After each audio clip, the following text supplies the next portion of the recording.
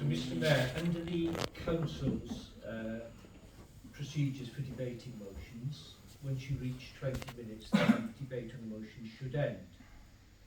However, I've seen at least 2 amplifications, one from Councillor Munsif's dad, one from Councillor Peter Brickcliffe. I did see Josh indicating, but I know Josh has spoken on the debate. I'd just like so we have no dad indicating. We have no dad indicating he'd like to speak as well. So, given what your rules say, I think before the debate continues, Mr. Mayor, you just need to understand: is it the wish of the meeting that anybody who wishes to speak and who hasn't spoken so far will have that opportunity, or do you want to adhere to the rules that you've set in place for over 20 minutes? So, if you wish everybody who wants to speak to be given that opportunity, will you raise your hand and let the mayor know if you think that's the way that we should proceed, so that everybody who wants to speak has that opportunity? Okay, so it's clearly your view then that despite your procedure rules, the weight of this matter is such that you want to make an exception and you want those who are indicating that they'd like to speak have their voices heard. There is an exception. We understand the reasons for that exception, and the debate can now continue, Mr. Mayor, with your agreement, and Councillor Down was the next. Just indicating. Councillor Allen, sorry, had raised his hand. I don't know what. I just have a point of order, Mr. Mayor, sorry. During Councillor Unity's entire speech there, and I don't want to make this political, but this is probably one of the greatest international motions we're ever going to have in this council yet. The entire front bench of the Labour Party was on their phones throughout the entirety of his speech. It's disgusting that that's happening on any level for any motion, simply because, one, we have the right to listen to other councillors, but residents have the right for us to be here in attendance listening to what's being put forward, not sat on our phones. Whether it's this motion or any other motion is disgusting. I'm in the perfect view that I can see behind both benches here, so I can see it clearly. Yeah, I can tell you the colour of your phone if you like. Yeah, it just needs to be stopped. Yeah, we should be listening to other councillors, irrelevant to the motion, irrelevant to our feelings, and putting that forward. Thank you.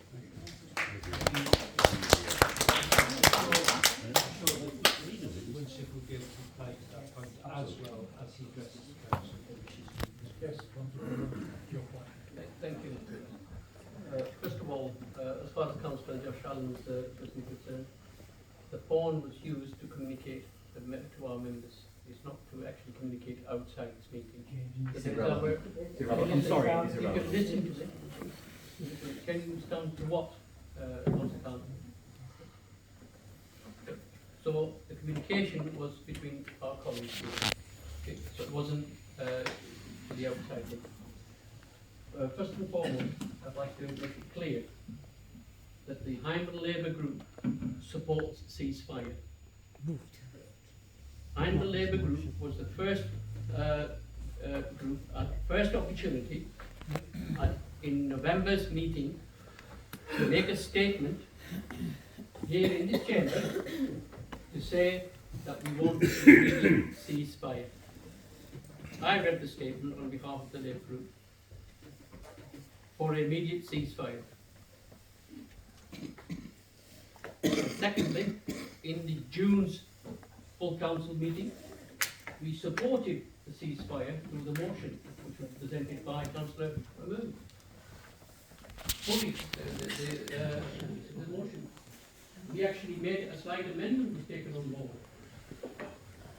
What happened to the motion? Was there any feedback from the appropriate authorities? Did we get any message or any letter or any recognition of the thoughts of this group or this chamber did? Nothing whatsoever. We can debate, we can make political speeches, we can make political points, but do you really think that our voices are heard at appropriate forums? Yes. That's why we have members of parliament. Yes, they are. Yes. The more people that do it, the more it's heard. We send our voices, but we get nothing back.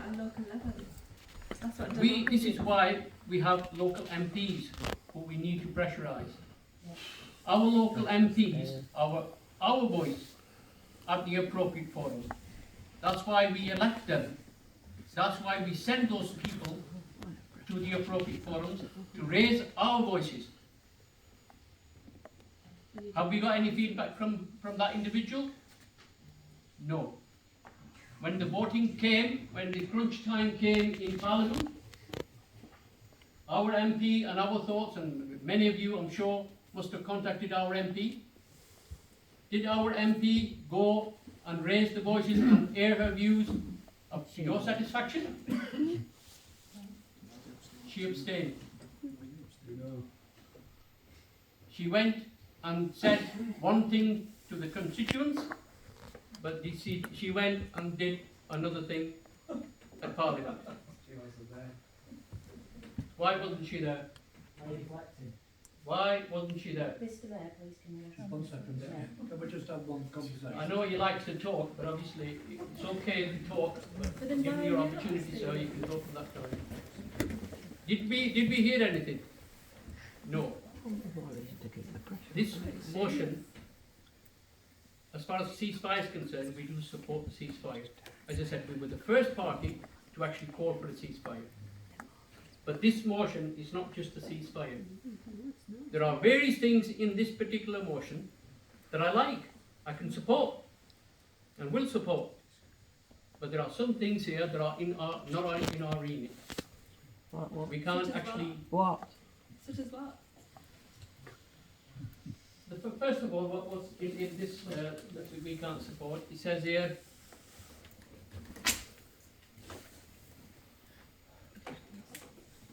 Do you actually know what you can't support? Yeah. Sorry. Can we just have one speaker, please? Yeah, You sit there and listen, please. I'm trying, but it's outrageous Just what I'm listen. listening to. it says here that by refusing to call an immediate ceasefire has been called, has been voted on. So if it's been voted on, it's out of date. By refusing to call an immediate ceasefire and continuing to allow export military hardware essential to Israel's offensive, the government and the Labour Party have made it complicit in the killings. Yeah. Yes. Yes, they are. Yeah. But they've already voted on the ceasefire. But you need to maintain Not an the immediate pressure. one. You need So- to maintain the pressure. Not an immediate one. Yeah. Can you now make a speech to the public? You address the House. Well, I am addressing the House. You don't need to tell me. Yeah, but you're speaking about the public. Well, there's this House here, 1 second. not here. Quiet, please. House open here. Yes, but you know Yeah. you were talking. 1 second, just 1 second. Listen, let the gentleman speak. I know he's trying to speak to you. Speak what you have to say. We request that nobody else interferes with this while this gentleman speaks. Then you have, the other councillors have their right to speak afterwards. So, 1 second, you just like to finish what you have to say. And the other remit that's in here that I can't support is trade arrangements with Israel. We can't discuss this here. That is to be discussed at appropriate forum. There are policies, even the government has policies. So we can't actually, you know, that's for the MP to go into the Parliament and have these debates. This is what the Green Party should have taken to the House of Parliament. Why didn't they take it there? Why not discuss these things where it needs to be discussed? The SNP did. I'm talking about the Green Party. They're the ones who bring it in here for political gain. What are you not doing though? And the other important thing is, we've supported the ceasefire, we'll always continue to support ceasefire. Our party has supported the ceasefire. In the last 3 council meetings we've done that. So as far as ceasefire is concerned, we are and we continue calling for ceasefire. Why are you abstaining Thank you. now? Thank you very much. Have you got children? No, Dad, if you want to speak. This council, in January, 2 council members, we sent a united stance in sending a message for calling for a ceasefire. In November's meeting, the Labour group made it crystal clear and quite categorical what the position of the Hyndburn Labour group was. That was to support for immediate ceasefire. It's in the record as a public record for all to see. Again, vehemently support told that fighting must stop. And that means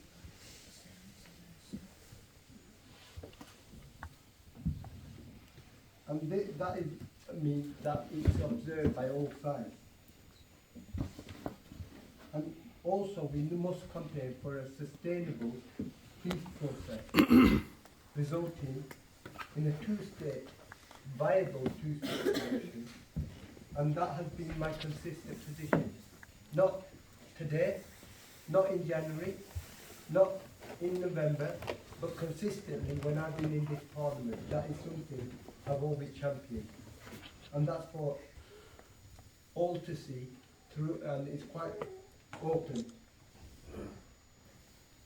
We were united in grief of the atrocities that were committed on the 7th of August, and there can be no justification of what occurred on that day. But I reiterate, we want to end to the fighting now. So that includes calling for no Israeli ground offensive, all hostages returned, as well as aid being ramped up. It is impossible to look at footage of dead children being pulled from the rubble and to not want the fighting to stop. As a father of two young daughters, seeing the story of Hyndburn broke me. On the 26th of January, the ICJ passed its initial judgment, and this decision highlighted again the urgency in the need for a de-escalation in the conflict and for the international community to redouble its efforts for a lasting peace solution in the region, and this requires our country to play its part.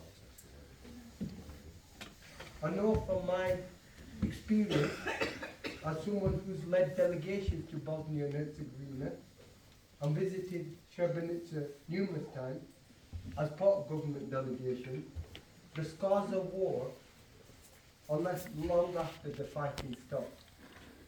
And ultimately, for peace to sustain, it requires a huge humanitarian effort towards rebuilding this one community. And that is what we need to start our focus also. I not only advocate for a ceasefire, I also believe the UK government, whatever shape it takes, should be the leaders to propose a peace conference to set a clear path towards peace and move past the numerous false goals. However, as my colleague has outlined, the motion starts off with a ceasefire, then veers into something and uses language within the motion that is not language I would have chosen. And therefore, with a heavy heart, I will Really heavy heart. and that does no more. Shameless. So, Shameless. says, go on. so give And people that does You'll be held nothing. to account. Don't worry. You'll be held to Please be account. quiet, will you? And that does nothing for me to continue to campaign on how I've done consistently, and I've got a track record, and I will not veer from that track record. Vote And these you won't people get me out. again. Vote these people out, please, everyone. I'm afraid if you are going to keep interrupting, I shall have to clear the balcony completely. So it's up to you whether you want to listen to this meeting or whether you want to leave. And again, I highlight, I've set my position consistently and set the reasons why. And for me, it's a great shame that this motion has been politicised and we get accused of politics when this is nothing but political posturing on such an important issue, and I'm saddened by that. And coming out to Councillor Allen's point of view, how dare you say, what am I doing on my phone? I was making important note on this motion. So I take offence that I was playing on my phone. And it's okay to grandstand, but how dare you accuse me of playing my phone when I was making important notes? I think you should be ashamed and withdraw that comment. Unbelievable. Thank you very much.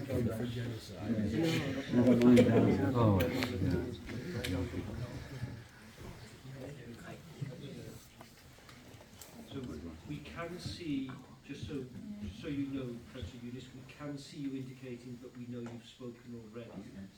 So we wouldn't be able to bring you back in. We can see Councillor Britcliffe indicating he's a fresh speaker. He's the last person that we have on our list. Okay.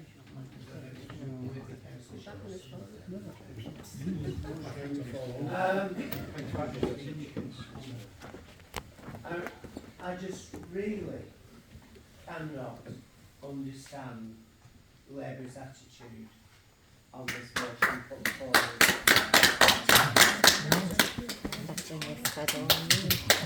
If it mattered in January, when we voted for a motion asking for an immediate ceasefire, why does it not matter now?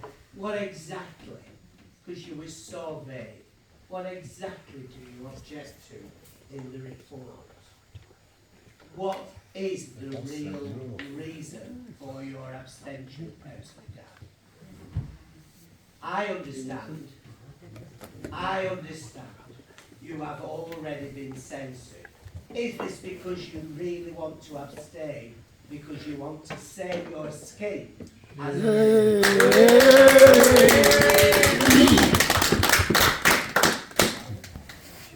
whilst it's not disgusting, that is the real reason.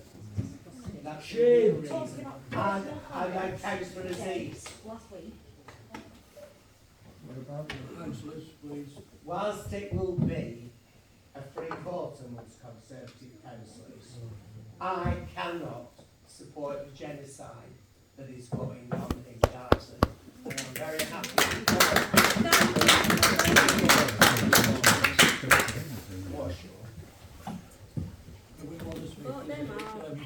Do you wish to sum up?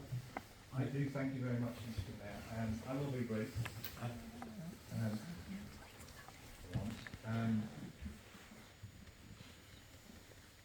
Where do I begin?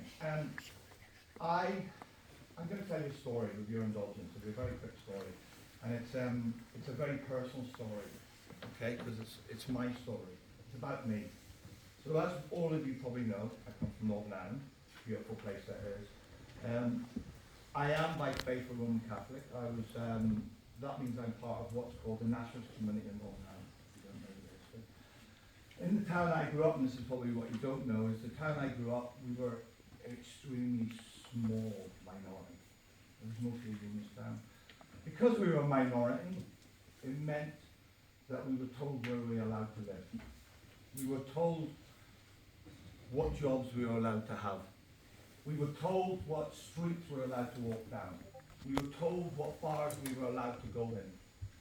And when we left our estate, it was drilled into us by our parents, whatever you do, do not show your religion.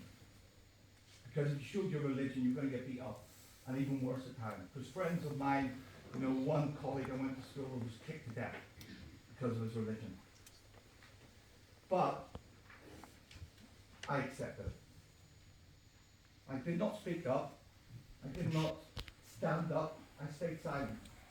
Because, and it's hard to say this, because I was scared of the consequences. And when I look back to those days, I feel embarrassed. I feel angry with myself that I didn't stand up for the oppression that I felt every single day of my life because I was scared of the consequences.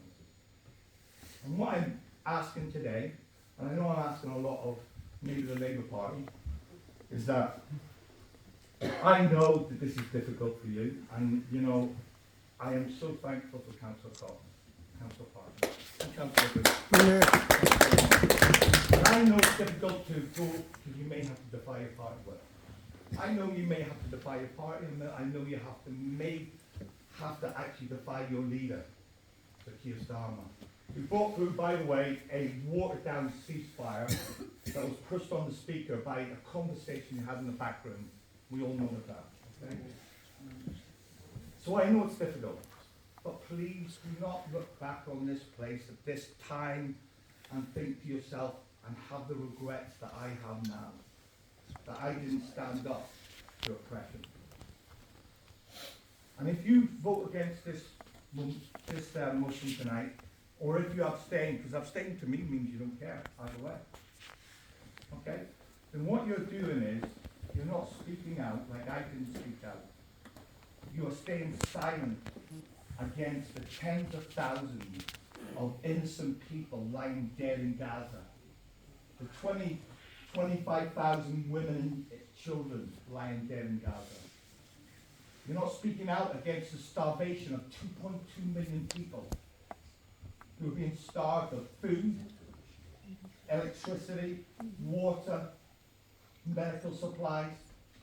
You're not standing up against the mothers that are giving birth in Gaza at this time of the state, are giving birth in Gaza, knowing that their child will be dead in 2 hours because of malnourishment.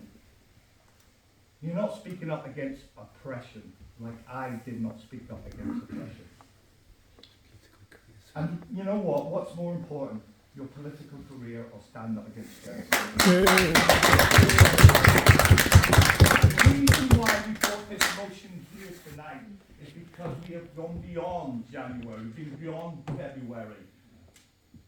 We have gone beyond that. We need to now put pressure on Israel to bring them round the table, stop an immediate ceasefire, and to bring justice to the Palestinian people, and stop this mass slaughter that's happening in Gaza. So please vote against this. Do not abstain, as I said before, because you will be complicit. Thank you very much.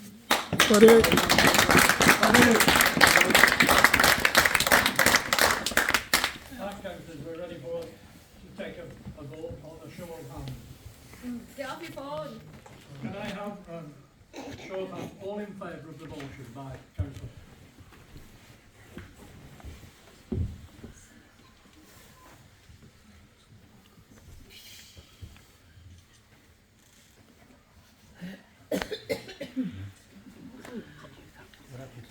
Shame. Okay. All against? Sallow. Any abstentions? Shame. Shame. Shameless. And you can play it down. You've got no humanity in you. That's all I can say. Absolutely shameless. Thank you very much. The motion has been carried. Thank you all very much.